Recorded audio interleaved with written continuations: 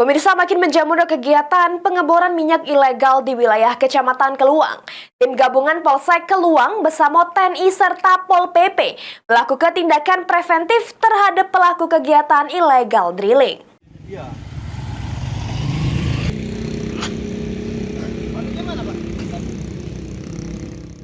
Kegiatan ilegal drilling di Muba, khususnya di wilayah HGU PT Hindoli Kecamatan Keluang terus terjadi. Akibat aktivitas ini, kerusakan lingkungan yang ditimbul ke idak main-main. Sejumlah lahan Samosungi melok tercemar.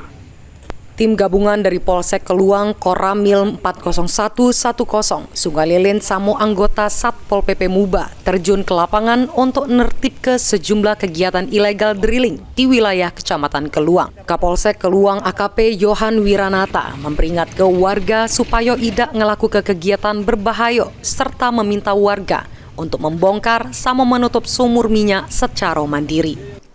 Selain itu, bagi para pelaku kegiatan ilegal drilling yang masih membandel bakal ditindak tegas samo dikena ke pasal 52 samo 53 Undang-Undang Nomor 22 Tahun 2021 tentang minyak bumi dan gas dengan ancaman hukuman 6 tahun penjara serta denda paling kecil 60 miliar rupiah.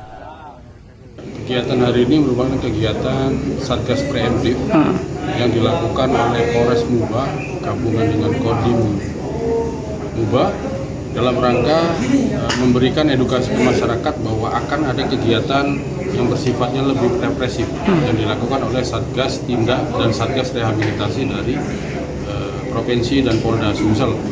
Sehingga kita himbau tadi ke masyarakat, kita pasang pelang untuk segera melakukan pembongkaran secara mandiri. Harapannya adalah kegiatan illegal drilling, pengeboran tidak terdapat titik baru sehingga masyarakat segera untuk bongkar mandiri. Harapannya kemudian?